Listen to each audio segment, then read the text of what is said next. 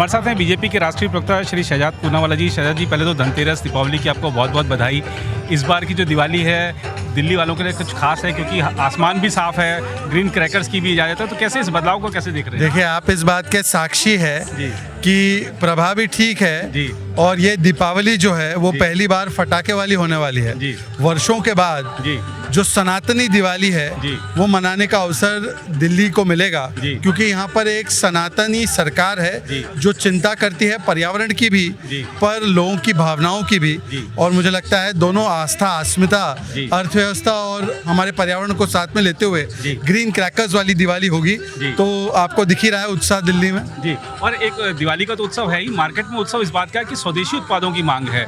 जो लोग देख रहे हैं कि मेक इन इंडिया प्रोडक्ट है कि नहीं, तो ये बदलाव जो आया है प्रधानमंत्री के आह्वान के बाद, इसको कैसे देखते हैं? देखिए, इस बार की दिवाली बचत वाली दिवाली है, उत्साह वाली दिवाली है, उत्सव वाली दिवाली है। और प्रधानमंत्री जी ने एक संदेश दिया है कि जो भी GST 2.0 में बचत हो रहा है, जिससे कि देश में मार्केट में खपत बढ़ेगी, जहां भारत का पसीना वहां भारत का पैसा लगे, और इसीलिए लोग अपना पैसा अपने पसीने के लिए लगाना चाहते हैं। प्रधानमंत्री जी ने एक दिन पहले बयान दिया कि जो लोग संविधान की पुस्तक को माथे पर रख के घूमते हैं वो माओवादियों को संरक्षण भी दे रहे हैं। इसको बयान को पर कांग्रेस ने भी रिएक्ट किया, कैसे देखते हैं इसको? देखिए, कांग्रेस और यूपीए की सरकार का हमेशा आतंकवाद के प्रति एक सॉफ्ट कॉर्नर था, हमेशा, चाहे वो इस्लामिक जिहादी आतंकवाद हो। इसीलिए 26/11 के बाद पाकिस्तान पर हमला करने के बदले उन्होंने क्लीन चिट दिया, पाकिस्तान को मोस्ट फेवर्ड नेशन स्टेटस दिया।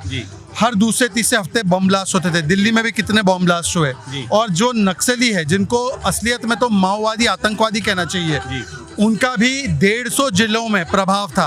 आज एक ऐसी सरकार है जो मोस्ट फेवर्ड नेशन नहीं, मुंह तोड़ जवाब देती है आतंकवाद को, और इसलिए पाकिस्तान को भी ऑपरेशन सिंदूर से मुंह तोड़ जवाब मिला है। और नक्सलिज्म या माओवादी आतंकवाद भी आज 3 या 4 जिले में सिमट कर रह रहा है। हमने देखा कि कैसे सारे माओवादी आतंकवादी आज हथियार डाल रहे हैं, सरेंडर कर रहे हैं, पर उनके जो ओवरग्राउंड वर्कर है, जो अर्बन नक्सल है, वो आज भी उनकी बोली बोल रहे हैं। जी, बिहार में चुनाव है, राहुल गांधी नजर नहीं आ रहे हैं।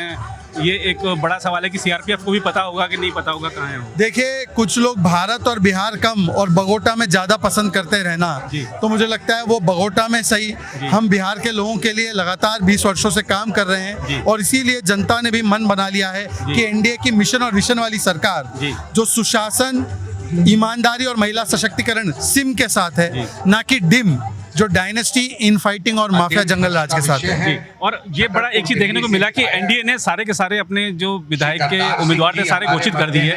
महागठबंधन सीटों का शेयरिंग भी नहीं कर पाया अंतिम समय तक। हम मिशन विशन वाले हैं, वहाँ पर कंफ्यूजन है, डिवीजन है, इसलिए हमने तो अपने कौन कितनी सीट पर लड़ेगा, कौन प्रत्याशी होगा, सूचियां हमने जारी कर दी। अभी पहले चरण के नामांकन हो चुके हैं, पर अभी तक कितनी सीट कौन लड़ेगा ये महागठबंधन तय नहीं कर पाए। गठबंधन है, यहाँ पर पिता और पुत्र की लड़ाई, भाई और भाई की लड़ाई, भाई और बहन की लड़ाई, कांग्रेस और आरजेडी की लड़ाई।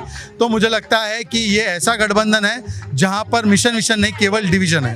एक अंतिम सवाल कि आरएसएस जब अपना शताब्दी वर्ष मना रहा है, उस वर्ष में उसकी छवि को भी प्रभावित करने की कोशिश की जा रही है।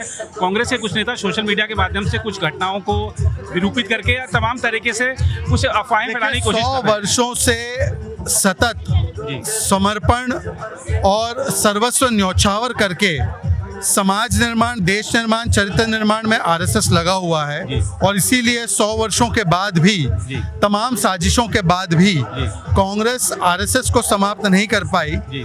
पर आज जिस प्रकार से आरएसएस के खिलाफ झूठा प्रलाप करके या उस पर प्रतिबंध लगाने की जो बातें कर्नाटका से उठ रही है, ये कांग्रेस की असहिष्णुता का प्रमाण है। और कांग्रेस के लिए एसडीपीआई तो ठीक है, कांग्रेस के लिए अलगाववादी संगठन ठीक है, कांग्रेस अफजल और याकूब की पैरवी करती है, और जो राष्ट्रवादी है उन पर कुठाराघात करती है। तो कांग्रेस को तय करना होगा कि वो देश में राष्ट्रवादी और राष्ट्र निर्माण करने वाले लोगों के साथ या समाज में विभाजन करने वाले लोगों के साथ। अगर आप भी लेना चाहते हैं देश दुनिया की तमाम जानकारी, तो आज ही सब्सक्राइब करें हमारे चैनल को। साथ ही नीचे दिए बेल आइकन को जरूर दबाएं ताकि हर अपडेट आप तक पहुंच सके।